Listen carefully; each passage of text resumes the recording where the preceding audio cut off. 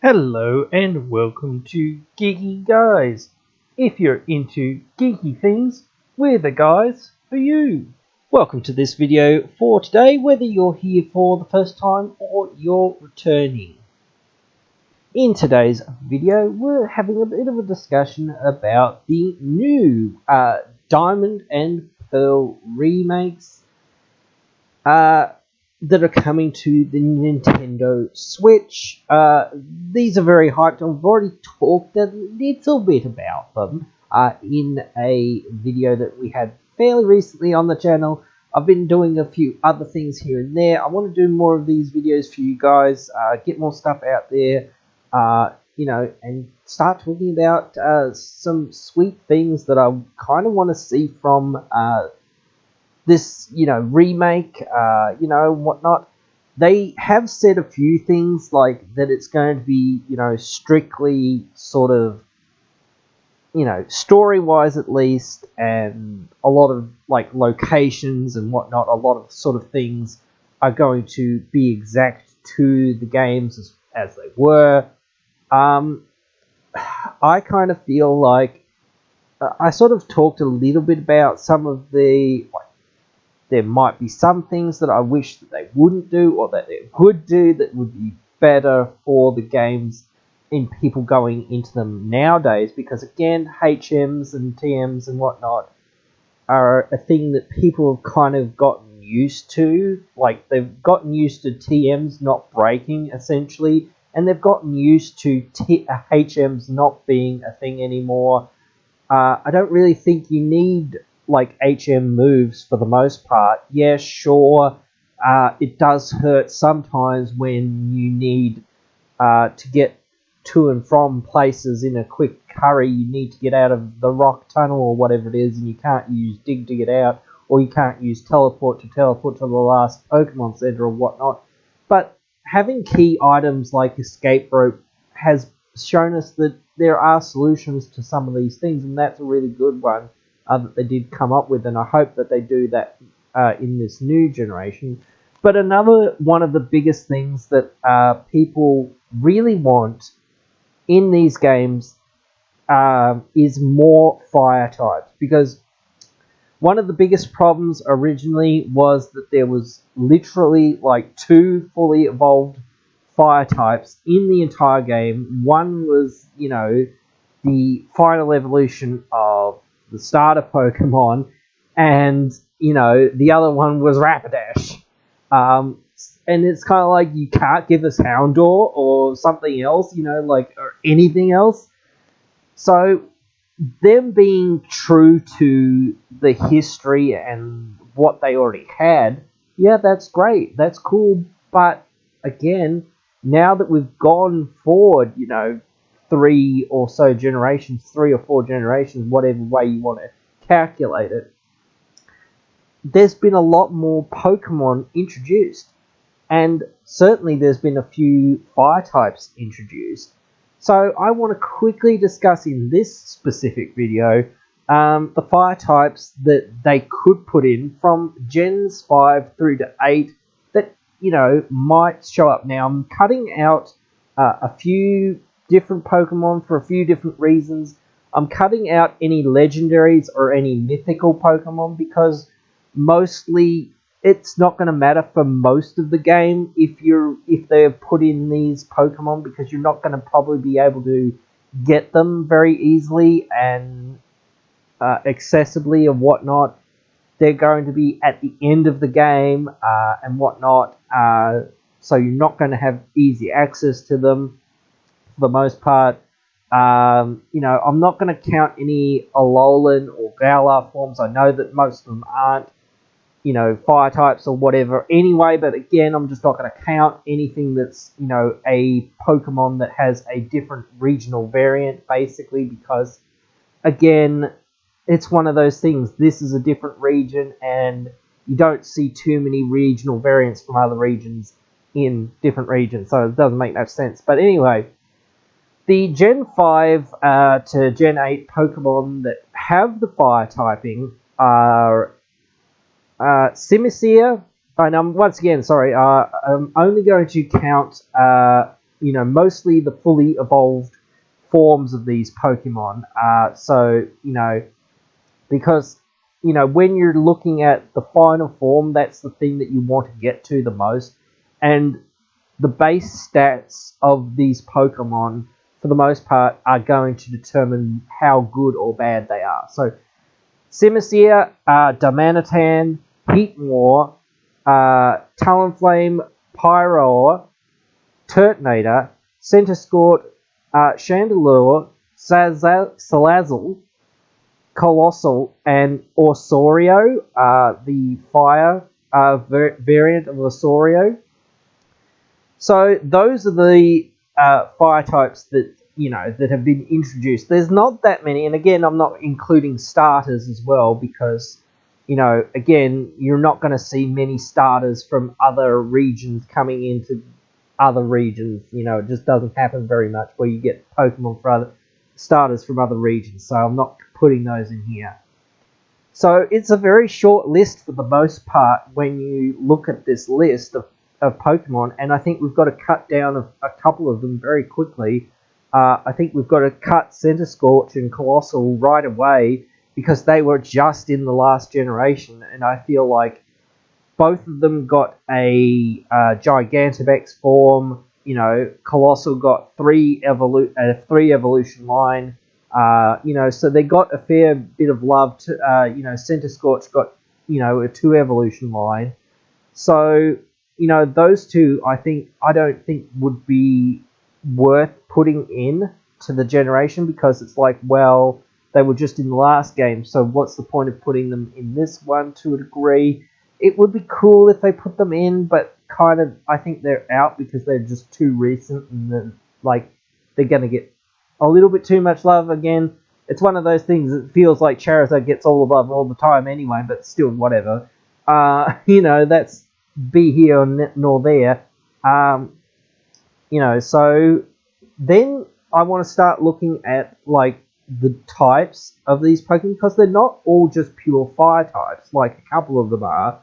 But, for the most part, when you just start looking at these Pokemon, which are the Pokemon that you would actually go, I am hyped to get this because it's a really strong Pokemon and its base stats and its move coverage and whatnot are worth considering. So you've got a couple of flying types there, Osorio and Talonflame. Of course, Talonflame's much better than Osorio. I think Osorio is a bit meh. It's okay, but I think it's pretty meh for the most part. I think Turtonator is pure fire. I'm not 100% sure. I can't really remember. Chandelure is ghost. So that's kind of cool as well. So that's there.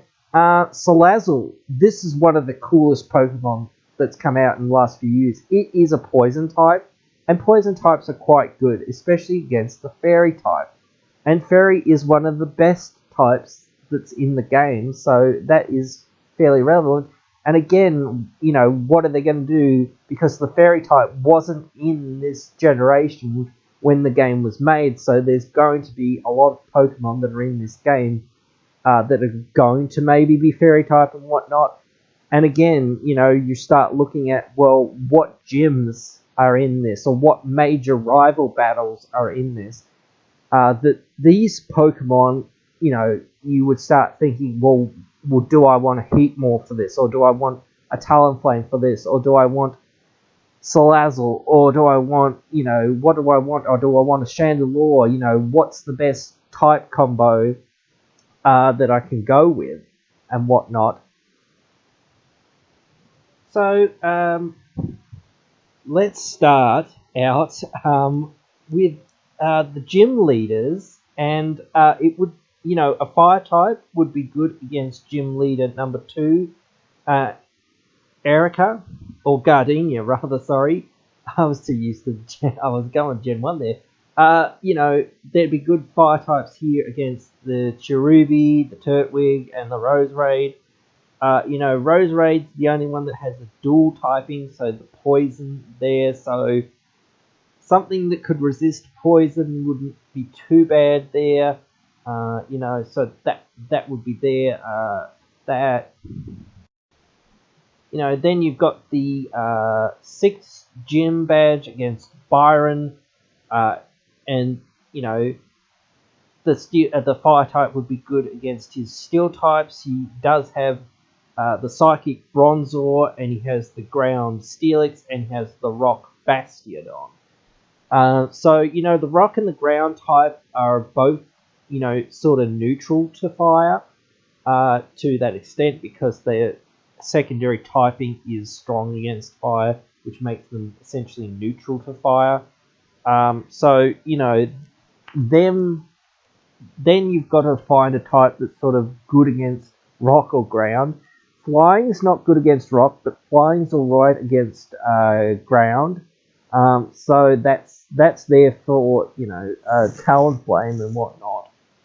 But certainly the poison type of Selazal doesn't sound like it's too good. But Selazal has corrosion, which means its poison attacks can hit steel type Pokemon.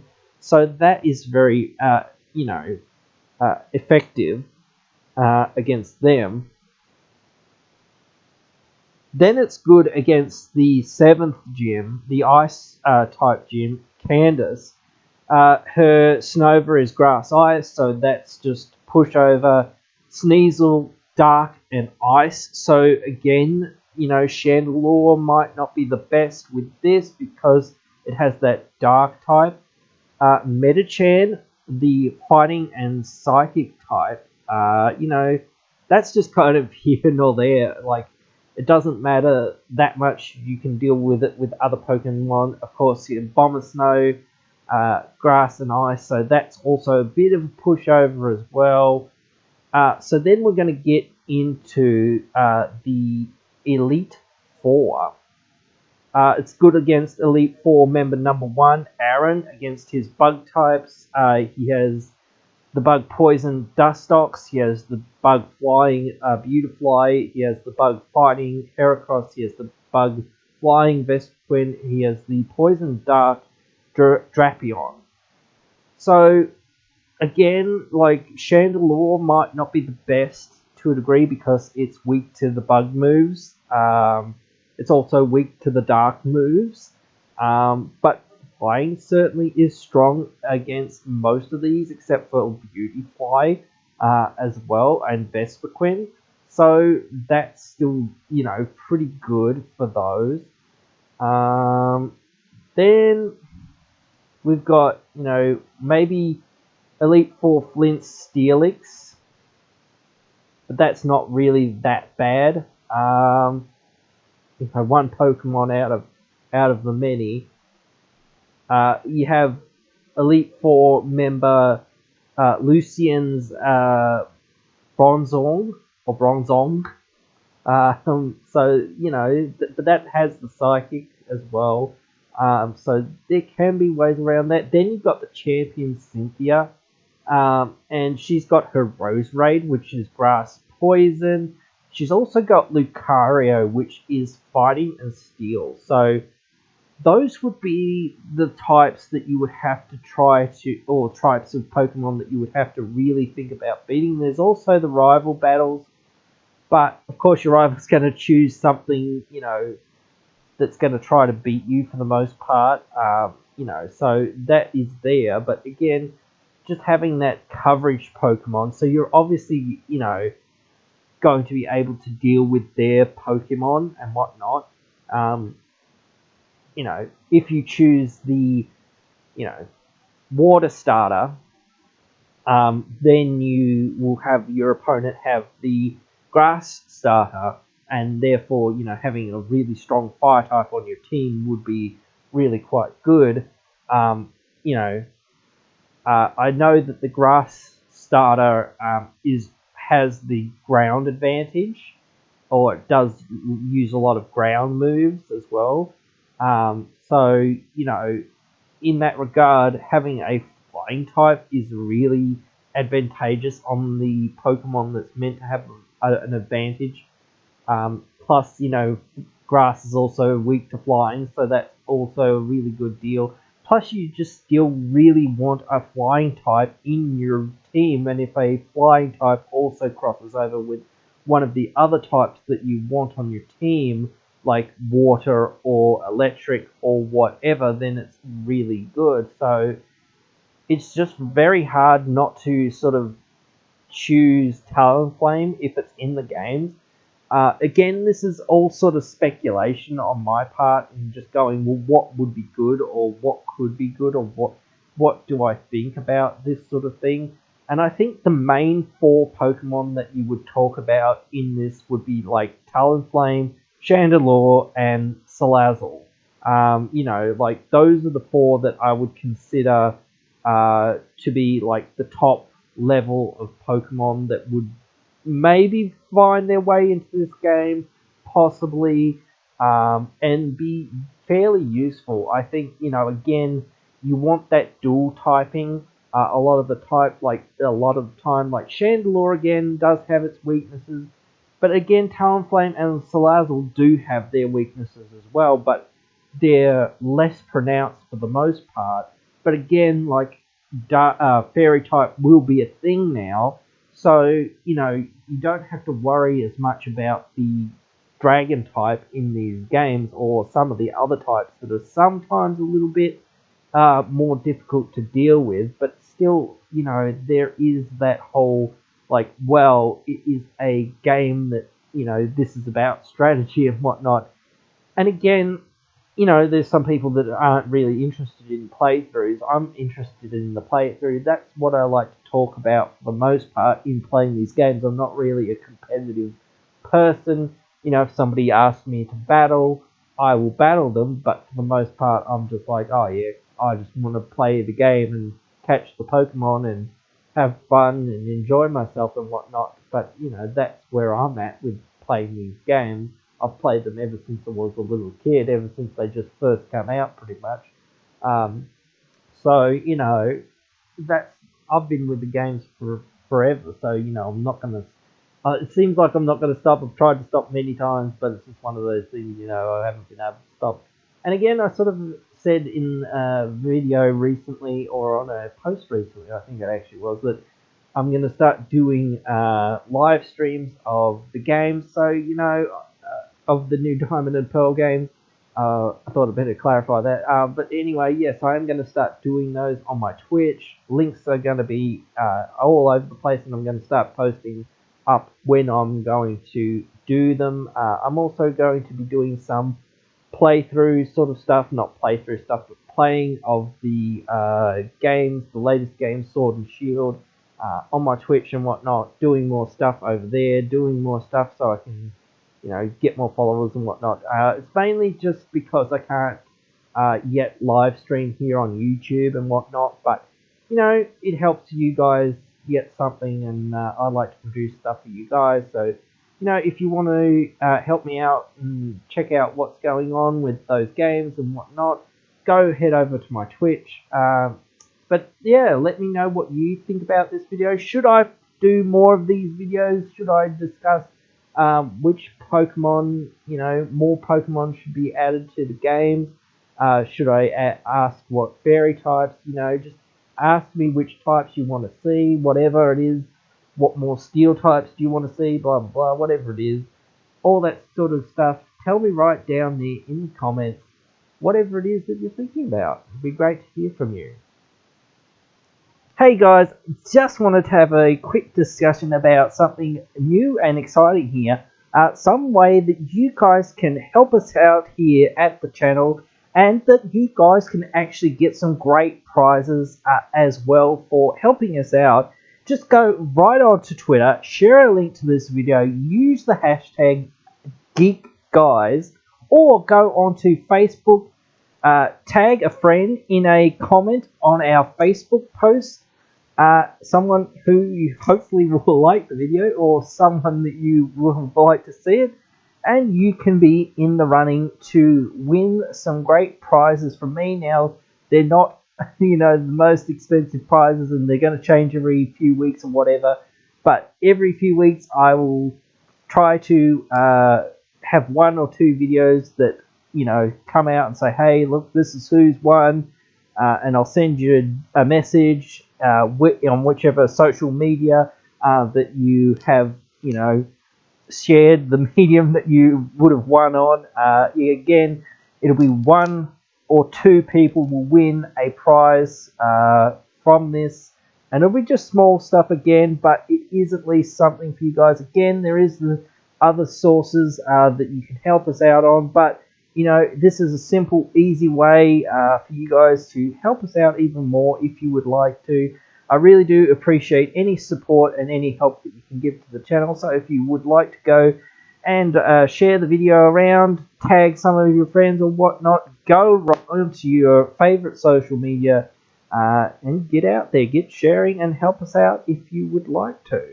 And again, of course, you can win great prizes, so it's a win-win. Please remember that the success of channels like this is based on viewers like you, so please consider liking, sharing, and subscribing if you would like to support this content. You can also get social with us on our Discord and on our Facebook. If you would like to further support the channel, you can go onto our Patreon. All links are in the description. Thank you for your support. It really means a lot. I hope you have enjoyed this video here today, and if you have, I hope you will come back for another one. See you then.